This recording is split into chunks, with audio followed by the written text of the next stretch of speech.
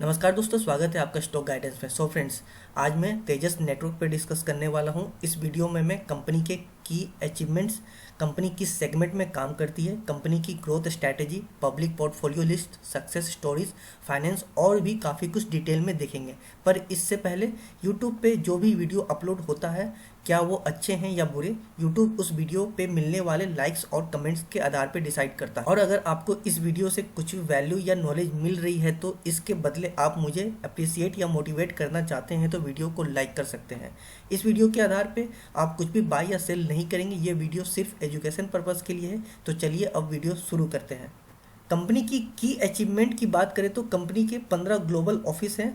Top 10 global operator में से company 5th rank पे है। ईयरली 1000 करोड़ अपने R&D पे स्पेंड करती है। कंपनी को इनोवेशन के लिए 20+ प्रेस्टिजियस अवार्ड मिले हैं। कंपनी के पास 345+ पैटेंट भी हैं। कंपनी 4 सेगमेंट में काम करती है: customer segment, product segments, customer application segments, competitive edges segments. Customer segment में देखें तो telecom operator, internet service provider, wholesale bandwidth providers, government and defence agency. Product segment में देखें तो broadband access on fibre, optical transmission, fix wireless access over 4G 5G, ethernet switch, network management software, customer support services. Customer application segment में देखें तो residential broadband service, premium enterprise service, wholesale bandwidth service, 4G 5G mobile backhaul, data centre interconnect, communication network for critical infrastructure. Competitive edge segment में देखें तो unique software defined hardware technology, coverage access product, rich ownership of software and silicon IPR, deep expertise in building carrier class products, India R&D adventures, high quality cost effective. Company के deployments को देखें तो cell tower, exchanges, homes, business, data centre, utility site. Company के application को देखें तो wireless 5G backhaul, enterprise connectivity, smart city connectivity, align wavelength service, residential triple play service, metro railways connectivity. तो चलिए अब कंपनी के ग्रोथ स्ट्रेटेजी की भी बात कर लेते हैं। तो focus on international business, benefits from data and broadband growth in India, product differentiation through innovation and R&D। Focus on international business की बात करें तो Africa, middle east, south east Asia, north America और यूरोप में company अपने sales invest को increase कर रही है। भारत में डेटा एंड ब्रॉडबैंड ग्रोथ से बेनिफिट की बात करें तो FTTH एंड वायरलेस ब्रॉडबैंड से एक लीवरेज ग्रोथ है। Private telecom company and government accounts में वैलेंट शेयर इंक्रीज हो रहा है। आत्मनिर्भर भारत से भी कंपनी को अच्छा बेनिफिट्स मिल रहा है। Bharat net and smart cities, national network, defence, in 3 sector में गवर्नमेंट कैपिटल इंक्रीज कर रही है, जिससे होने वाली बेनिफिट्स में तेजस नेटवर्क को काफ़ी स्ट्रॉन्ग पोजीशन में है। आत्मनिर्भर भारत के लिए तेजस नेटवर्क्स एक इम्पोर्टेंट रोल प्ले के लिए अच्छी तरह से रेडी है। कंपनी के सभी टेलीकॉम प्रोडक्ट्स को PMI लिस्ट और PLI स्कीम में शामिल किया गया है। Mobile data traffic, internet, IoT connection, fibre roll out, 5G user base, high speed broadband subscription, smartphone market size, video streaming market और ई-कॉमर्स मार्केट, इन सभी ग्लोबल टेलीकॉम इंडस्ट्री ट्रेंड में company अपनी अच्छी ग्रोथ को देख रही है और साथ ही हाई पोटेंशियल इंटरनेशनल मार्केट को भी फोकस कर रही है। इंटरनेशनल मार्केट की बात करें तो साउथ ईस्ट एशिया में $2.2 बिलियन से इंक्रीज होकर 2025 तक $2.8 बिलियन होने वाली है। Africa, middle east and Europe में 3 बिलियन से इंक्रीज होकर 2025 तक $4 बिलियन होने वाली है। अमेरिका में $4 बिलियन से इंक्रीज होकर 2025 तक $5.3 बिलियन होने वाली है। तेजस नेटवर्क के एक्सपेंडिंग ग्लोबल प्रेजेंस की लिस्ट को देखें तो US, UK, Nigeria, UAE, India, Bangladesh, Philippines, Russia, Malaysia, Mexico, South Africa, Kenya और सिंगापुर। कंपनी के प्रोडक्ट पोर्टफोलियो लिस्ट को देखें तो multi gigabytes fibre broadband products, ultra converge access edge products, metro long haul optical transport products, hyper scalable core switch, IP ethernet switch portfolio, wireless portfolio. Company की recent India success story देखें तो Tejas network को एक major India telecom carrier select किया गया। तेजस को product में काफ़ी स्टेट ने सिलेक्ट किया। पेन इंडिया डिप्लॉयमेंट के लिए तीनों डिफेंस सर्विस ने तेजस के TJ1400 PM layer 2 and layer 3 Ethernet switch को सिलेक्ट किया। Wireless B2B and enterprise connectivity offers करने वाली कंपनी में तेजस को भारत के टॉप 3 टेलीकम्युनिकेशन में सिलेक्ट किया गया है। कंपनी की इंटरनेशनल सक्सेस स्टोरी देखें तो तेजस नेटवर्क ने यूएसए में इसमें 911 इमरजेंसी रिस्पॉन्स सिस्टम अपग्रेड किए। C3 Nitro telecom Mexico based एक होलसेल कैरियर कंपनी के साथ तेजस ने पार्टनरशिप की। अफ्रीका और एशिया में कंपनी के और भी काफ़ी सारे सक्सेस स्टोरी हैं। 350 plus multi technology product specialist, 200 plus trained vendor team, 75 plus countries deployment support, 500 plus customers, 24/7 technical assistants and 26 support centre across India, Asia, Africa and Central America. इन सभी सर्विसों से कंपनी अपने कस्टमर को focus में रखती है। रेवेन्यू सेगमेंट देखें तो फाइनेंशियल ईयर 2021 में कंपनी को टोटल रेवेन्यू 515 करोड़ था। 40% इंटरनेशनल मार्केट से जो कि 205 करोड़ था, 43% इंडियन प्राइवेट से जो कि 224 करोड़ था और 17% इंडिया गवर्नमेंट से जो कि 86 करोड़ था। आइए अब कंपनी के कुछ इनिशियल रेशियो और कुछ फाइनेंशियल चीज़ों को भी देख लेते हैं। तो मार्केट कैप की बात करें कंपनी के, तो मार्केट कैप आपका 5,895 समथिंग करोड़ का आपका मार्केट है। वही इंटरप्राइज वैल्यू देखें तो कंपनी का इंटरप्राइज वैल्यू आपका मार्केट कैप से कम है। पीई की बात करें तो 107 है जो कि पीई काफ़ी ज़्यादा है। वही पीबी की बात करते हैं तो आपका 3.67 है। तो पीबी की अगर देखते हैं तो बुक वैल्यू भी देखेंगे तो बुक वैल्यू आप देख सकते हैं कि अभी 140 पॉइंट समथिंग जो भी चल रहा है, मतलब समझ लो कि आप 141 चल रहा है, तो पीवी अभी 3.67 है। तो आप देख सकते हो कि अगर आप अभी इस स्टॉक को खरीदने जाओगे, एक स्टॉक का दाम बुक वैल्यू से अभी आप लगभग 3.5 गुना ज़्यादा अभी पे करोगे अभी जो प्राइस चल रहा है। फेस वैल्यू की बात करें तो फेस वैल्यू 10 है जो कि आगे स्प्लिट देखने को मिलेगा। डिविडेंड यील्ड यहाँ पे अभी जो 0 शो कर रहा है। कैश देखते हैं तो कैश की बात करें तो 216 समथिंग करोड़ का कैश है। तो कैश देखेंगे तो डेट भी देखेंगे तो डेट यहाँ देख सकते हैं कंपनी के ऊपर अभी कोई भी डेट नहीं है, 0 डेट है, मीन्स कंपनी डेट फ्री है पूरी तरीके से। ईपीएस की बात करें तो 4.80 है, मीन्स 4 पे 80 पैसा है। तो आप समझ सकते हैं कि आप मीन्स आइडिया लगा सकते हैं कि अभी आपका पीई जो है कितना महंगा है। समझ लो कि आप एक साल में इस स्टॉक में अभी आपको 4 रुपया 80 पैसा आपको पर स्टॉक यहाँ पर आपको मिलेगा। अर्निंग पर शेयर आपका 4 रुपया 80 पैसा है। तो अगर आप अभी ये स्टॉक खरीदने जाएंगे एक स्टॉक का दाम, तो आपको 107 गुना लगभग ज़्यादा पे करना होगा। सेल्स ग्रोथ देखें तो 35.81% है और प्रॉफिट ग्रोथ आपका 115.79% है। तो आप ये जो सेल्स ग्रोथ और आपका प्रॉफिट ग्रोथ है ये आगे पीएलएन से फाइल में मैं अच्छे से डिटेल में इस पर बात करूँगा। आरओई देखते हैं कंपनी की तो 3.49% है जो कि बिल्कुल भी अच्छा मुझे नहीं लग रहा है, ये मुझे पसंद नहीं आई। ये इतना आरओई बहुत ही एवरेज से भी बिलो है, काफ़ी कम है आरओई। और आरओसी भी देखें तो काफ़ी यहाँ पर कम है। यहाँ पे ये आरओसी आरओई दोनों काफ़ी कम देखने को मिल रहा है। यहाँ पे नेट कैश फ्लो की बात करें तो जो माइनस में है जो कि अच्छा रेशियो नहीं है। क्विक रेशियो की बात करें मीन शॉर्ट टर्म में कंपनी के पास कितने लिक्विडिटी है पे करने के लिए अपने कर्ज को, तो यहाँ पे देख सकते हैं 4.56 है, मतलब कि लगभग 4.5 बार कंपनी अपने कर्ज को, शॉर्ट टर्म के कर्ज को यहाँ पे चुका सकती है, इतनी लिक्विडिटी है कंपनी के पास में। इंटरेस्ट कवरेज की बात करें कि जो कि लॉन्ग टर्म के लिए जो लोन है उसके लिए चुकाने के लिए कंपनी अपने कितने रेवेन्यू कितने पैसे जनरेट कर पाती है, तो वो आप देख रेशियो तो 7.22 है जो कि लगभग आप 7.5 पकड़ सकते हो, 7 मान लो 7 बार पैसे चुका सकती है जो कि ठीक है, साउंड गुड है, ओके है, बट ये बहुत अच्छा नहीं है। अच्छा इसे कम से कम 10 होना चाहिए था, बट फिर भी ये ओके है, एवरेज है, इसमें कोई प्रॉब्लम नहीं है।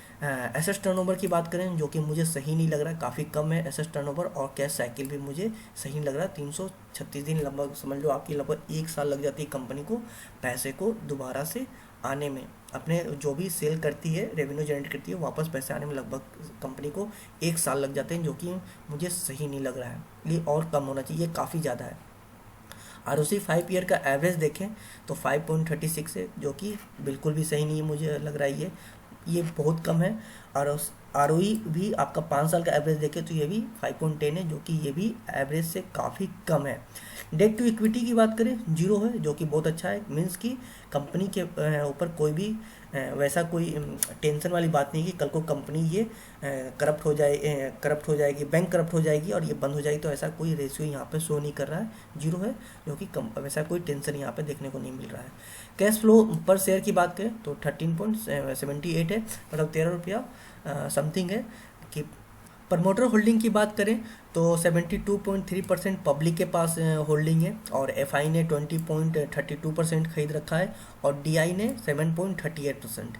प्रमोटर के पास 0% है और अदर के पास 0 है, मीन्स प्रमोटर ने अपने पूरे होल्डिंग को 0 कर रखा है, बेच दिया है, जो कि एक सही चीज़ नहीं है। बट यहाँ प्रमोटर के पास कुछ ना कुछ होना चाहिए, एटलीस्ट कम से कम 30% का तो, या 20% या 30% का तो होल्डिंग होनी ही चाहिए। ये नेगेटिव है, ये बिल्कुल भी सही नहीं है। तो फ्रेंड्स आइए अब कंपनी के प्रॉफिट एंड लॉस स्टेटमेंट को देख लेते हैं। तो नेट सेल देखते हैं। तो यहाँ पर आपको देखने को मिल रहा है, यहाँ पर 2018 में कम हुआ 2017 से, 2017 में ज़्यादा था, 2018 में कम हो गया, 2019 में फिर से इंक्रीज हुआ, 2020 में फिर से कम हो गया, काफ़ी कम हो गया, 50% से भी कम गिर गया, मे बी पेंडेमिक की वजह से, मे बी क्या डेफिनेटली पेंडेमिक की वजह से ही गिरा है, और 2021 में फिर से इंक्रीज होता हुआ देखने को मिल रहा है। तो नेट सेल आप देख सकते हैं, यहाँ पे पेंडेमिक की वजह से कुछ प्रॉब्लम थी, बट बाकी ओवरऑल ठीक ठाक है। टोटल एक्सपेंडिचर की बात करें तो ये आपको इंक्रीज कम सेम चीज़ ये भी होता हुआ देखने को मिल रहा है आपके नेट सेल से, मीन्स कंपनी को कितने खर्च होते हैं सेल जनरेट करने के लिए, तो ये वो रेशियो है। ऑपरेटिंग प्रॉफिट की बात करें तो ऑपरेटिंग प्रॉफिट का मतलब कि कंपनी के कोर बिजनेस से क्या कैश आया, मीन्स कंपनी ने जो भी सेल किया उससे कंपनी को उसके कोर बिजनेस से क्या प्रॉफिट आया, क्या कैश आया, तो वो देखें। तो ये यहाँ पर ये भी यहाँ पर स्टेबल नहीं, यहाँ तो माइनस में चला गया था, ये जो कि अच्छी बात है। 2020 में पेंडेमिक का वैसे ये माइनस चला गया, लेकिन फिर भी माइनस में नहीं जाना चाहिए था, और फिर आपका यहाँ पर फिर से प्लस में आ गया, जो कि ये भी ठीक ठाक है, बट बहुत अच्छा नहीं है। तो अब लास्ट में अदर इनकम की बात कर लेते हैं। तो अदर इनकम यहाँ पे इंक्रीज होता हुआ देखने को मिला है 3 साल तक, फिर यहाँ पर कम हुआ पेंडेमिक वजह से, जाहिर सी बात है, और फिर यहाँ पे फिर ठीक ठाक कुछ ठीक है, 2 साल पेंडेमिक वजह से ये आपको इफेक्ट देखने को मिला है। यहाँ पे इंटरेस्ट की बात करें तो इंटरेस्ट यहाँ पर कम हुआ 2018 में, 2017 में जहाँ था 18 में कम हुआ, 2019 में बहुत कम हो गया, नहीं सॉरी इंक्रीज हुआ है, हल्का इंक्रीज हुआ है, 2020 में कम हुआ है, और 2021 में काफ़ी कम हो गया है। नेट प्रॉफिट की बात करते हैं कि कंपनी को कट कटा के फाइनली कितने प्रॉफिट आए हैं कंपनी को। तो 2017 में आप देख सकते हैं 82.97 है, वही 2018 में 107.12 था, जो कि इंक्रीज हुआ, 2019 में फिर इंक्रीज हुआ, और 2020 में अच्छा खासा माइनस में चला गया है, वो श्योर पेंडेमिक की वजह से, और फिर 2021 में थोड़ी बहुत प्रॉफिट में कंपनी रही है। कंपनी की बैलेंस शीट देखें तो टोटल रिजर्व देखते हैं कंपनी की, तो यहाँ पर आपको यहाँ पे इंक्रीज होता हुआ देखने को मिल रहा है, यहाँ पे कम हो गया पेंडेमिक की वजह से, फिर से यहाँ पे इंक्रीज हो गया है। रिजर्व कंपनी कुछ पैसे अपने प्रॉफिट में से रखती है, जो कि कंपनी अपने ग्रोथ के लिए या फिर डिविडेंड वगैरह देने के लिए कंपनी अपने रिजर्व में कुछ पैसे रखती है। कर्जे की बात करें कंपनी का, तो यहाँ पर 2 करोड़ था, 2 करोड़ था, फिर 2018 में ये और कम हुआ, फिर 2019 में 0, फिर 0 और 0, अभी तक कंटिन्यूस 3 साल से 0 है, जो कि यहाँ पे दिख रहा है कि कंपनी डेट फ्री है, कंपनी पर कोई कर्ज नहीं है। NC liabilities means non current liabilities की बात करें, जो लॉन्ग टर्म में जो रहती है कर्ज डेट, उसकी बात करें तो यहाँ पर माइनस में रहा, माइनस में माइनस में माइनस में माइनस में, जो कि कोई डेट नहीं है कंपनी पर, लॉन्ग टर्म वाली कोई डेट नहीं है। हाँ, छोटे कम अवधि वाली में कंपनी के ऊपर डेट है, ये आपका इंक्रीज नहीं, ये कम होता हुआ दिख रहा है। पहले 430 था करोड़, फिर उसके बाद 169 समथिंग करोड़ आया, फिर आपका ये फिर इंक्रीज हुआ, फिर ये कम हो गया, और ये फिर से हल्का इंक्रीज हुआ है। तो टोटल लायबिलिटीज़ की बात करें तो कंपनी के ऊपर कर्ज है, बट ये जो कर्ज है छोटी अवधि के हैं, करंट लायबिलिटीज़ हैं, जो कि यहाँ पर कंपनी को कुछ खास इफेक्ट नहीं पड़ेगा। इससे कंपनी को ये जो छोटे कर्ज की होती हैं यहाँ पे प्रॉब्लम, वैसे तो कंपनी पे कर्ज होनी ही नहीं चाहिए बिल्कुल कोई सा भी, बट फिर भी अगर यहाँ पर है तो आप देख सकते हैं कि करंट लायबिलिटीज़ है, मतलब कि छोटी अवधि वाले कर्ज हैं, डेट है, जिस पे कंपनी को कुछ ज़्यादा इंटरेस्ट देने नहीं होगा, तो उतनी कोई टेंशन वाली बात नहीं है। टेंशन तब होती है जब लॉन्ग टर्म में कंपनी पे कर्ज अच्छा खासा होता है, वहाँ पर कंपनी को अच्छे खासे इंटरेस्ट पे करने पड़ते हैं, तो टेंशन इस बात की ज़्यादा होती है। टोटल एसेट्स की बात करें तो यहाँ पर कंपनी का इंक्रीज होता हुआ देखने को मिल रहा है, जो कि एक अच्छी बात है। सो फ्रेंड्स आइए अब फाइनली कैश फ्लो देख लेते हैं। तो ऑपरेटिंग कैश फ्लो की बात करें कि मीन्स कंपनी को कोर बिजनेस से क्या कैश कंपनी को आया या नहीं आया, वो देख लेते हैं। तो यहाँ पर देख सकते हैं कि यहाँ पर इंक्रीज हुआ था 2018 में, 2017 में से 2018 में इंक्रीज हुआ, 2019 में फिर माइनस में चला गया, फिर 2020 में हल्का सा प्लस में आया, और 2021 में अच्छा खासा प्लस में आ गया है। तो नेट कैश फ्लो की बात करें कि फाइनली कंपनी पास कुछ कैश है या नहीं है, तो 2017 में माइनस में था, 2018 में प्लस में रहा, 2019 में फिर से माइनस में हो गया, 2020 में प्लस में रहा, 2021 में फिर से फाइनली कैश फ्लो में कंपनी माइनस में चली गई।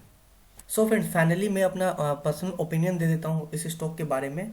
और पर्सनल ओपिनियन देने से पहले मैं आपको एक चीज़ बता दूँ कि इस वीडियो के आधार पे कुछ भी आप बाय या सेल नहीं करेंगे, ये सिर्फ और सिर्फ एजुकेशन पर्पस के लिए है। देखिए, टेलीकॉम इक्विपमेंट बनाने वाली टॉप कंपनियों में से तेजस नेटवर्क भी एक कंपनी है, जो कि काफ़ी इंपॉर्टेंट और अच्छा रोल निभाती है अपने सेक्टर में, और काफ़ी ठीक ठाक बड़ी कंपनी है। वैसे तो ये स्मॉल कैप कंपनी है, बट फिर भी काफ़ी अच्छा खासा इसका इंपॉर्टेंट रोल है अपने सेक्टर में। और लॉन्ग टर्म की बात करें तो बिल्कुल आप इसके साथ जा सकते हैं, अच्छा खासा आपको लंबी अवधि में आपको प्रॉफिट दे सकता है। बट हाँ, एक चीज़ डाउट है, जैसा कि अभी जो भी मैंने इसके फाइनेंशियल चीज़ों को चेक किया और इनिशियल रेशियो को चेक किया था, तो वहाँ पे देखा कि मैंने कि ईपीएस, आरओई और आरओसी आपका कुछ खास नहीं है, काफ़ी कम है। तो हो सकता है फिलहाल जो रेशियो अभी दिख रहा था, जो मिला है देखने को, इससे तो यही समझ में आता है कि लंबे अवधि में ये आपको बहुत ज़्यादा अच्छा खासा प्रॉफिट नहीं दे पाएगा। फिलहाल जो रेशियो है, मे बी आगे जाके ये रेशियो इंक्रीज हो जाए, कंपनी में कुछ और भी अच्छे ग्रोथ देखने को मिले, तो आगे जाके ये हो सकता है कि बहुत अच्छा खासा ये बाकी कंपनियों, जो भी कंपनियां हैं, मल्टीबैगर कंपनियां जो बनती है या फिर जो बनी है, उस टाइप से ये भी आपको अच्छा खासा ग्रोथ देने को मिले। और काफ़ी इसमें पोटेंशियल भी है, ऐसा नहीं है कि ये नहीं दे सकते आपको अच्छा खासा ग्रोथ, या ये खुद मल्टीबैगर नहीं बन सकती, ऐसा कुछ नहीं है, बिल्कुल बन सकती है। इसके में अच्छा खासा पोटेंशियल है और एक अच्छा खासा रोल भी अपनाती है अपने सेक्टर में कंपनी, तो पोटेंशियल पूरी तरीके से है। बट फिलहाल जो रेशियो उस हिसाब से देखने से तो नहीं लग रहा है कि अभी वो आगे जाके वो कितना परफॉर्म करेगी, किस लेवल पे जाके करेगी। तो फिलहाल अगर इसमें इन्वेस्ट करता हूँ तो मैं अपने पोजीशन को हल्का रखूँगा फिलहाल के लिए। जैसे जैसे वो इसके फाइनेंशियल ट्रेंड वगैरह जो भी ये अच्छे होते जाएंगे, सुधरते जाएंगे, वैसे वैसे मैं अपने पोजीशन को इंक्रीज करता जाऊँगा।